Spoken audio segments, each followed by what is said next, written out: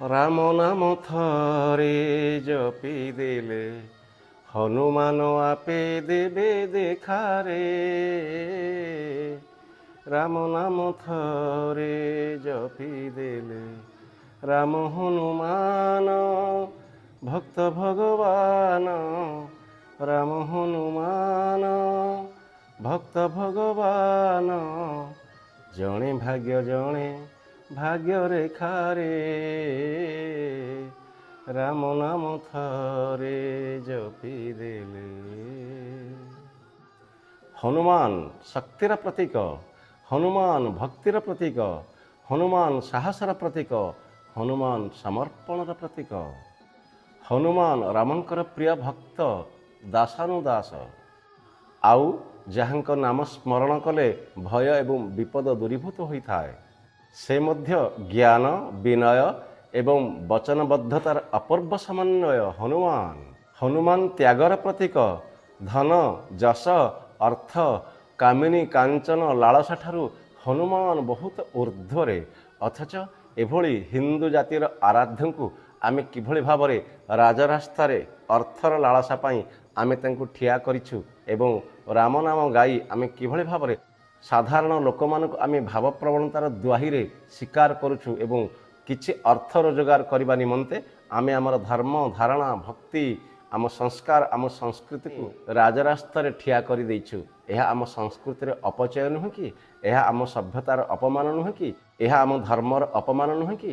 ଆମର ଆରାଧ୍ୟ ହନୁମାନ ଯିଏ ରାମଚନ୍ଦ୍ରଙ୍କର ଦାସାନୁଦାସ ସେବକ, ଆମେ ତାଙ୍କୁ ରାଜରାସ୍ତାରେ ଆଣି ଯେଉଁଭଳି ଭାବରେ ଅପଦସ୍ଥ କରୁଛୁ, ରାଜରାସ୍ତାରେ ଆଣି ଅର୍ଥ ଲାଳସାରେ ତାଙ୍କୁ ଯେଉଁଭଳି ଭାବରେ ଆମେ ଉଦଣ୍ଡ ନୃତ୍ୟ କରାଉଛୁ, ତାହା ନିଶ୍ଚିତ ଭାବରେ ହିନ୍ଦୁ ଧର୍ମ ପ୍ରତି ମହାନ ଆଘାତ ବୋଲି ମୋର ବ୍ୟକ୍ତିଗତ ମତ।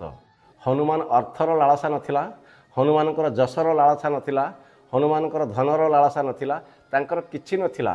ତାଙ୍କର କେବଳ ଗୋଟାଏ ପରିଚୟ ଥିଲା, ସେ ରାମଙ୍କର ସେବକ, ରାମଙ୍କର ଦାସାନୁଦାସ, ରାମ ଭକ୍ତ ହନୁମାନ। ଏତିକି ହିଁ ତାଙ୍କର ପରିଚୟ।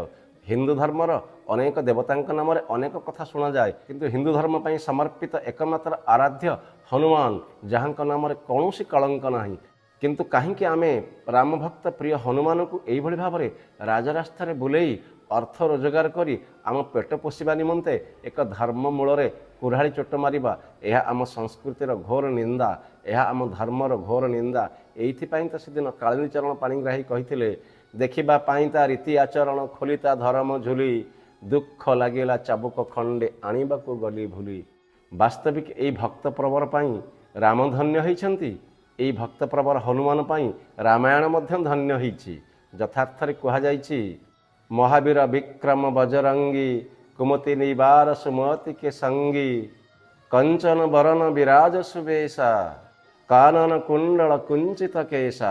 ଭକ୍ତ ପ୍ରବର ହନୁମାନ ତାଙ୍କୁ ନିଶ୍ଚିତ ଭାବରେ ସଦ୍ବୁଦ୍ଧି ଦିଅନ୍ତୁ ଏବଂ ଧର୍ମକୁ ନେଇ ରାଜରାସ୍ତାରେ ଏଭଳି ଖେଳଣା କଣ୍ଢେଇ ପରି ଅର୍ଥ ରୋଜଗାର କରି ଗୋଟେ ଜାତିର ଅପଚୟ ନ କରନ୍ତୁ, ଗୋଟେ ଧର୍ମର ଅବମାନନା ନ କରନ୍ତୁ।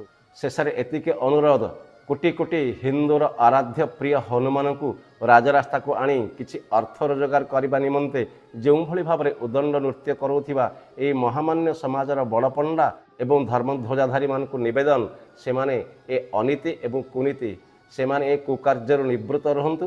ଆମ ଧର୍ମର ରକ୍ଷା ହେଉ, ଆମ ସଂସ୍କୃତିର ରକ୍ଷା ହେଉ। ଜୟ ବୀର ହନୁମାନ।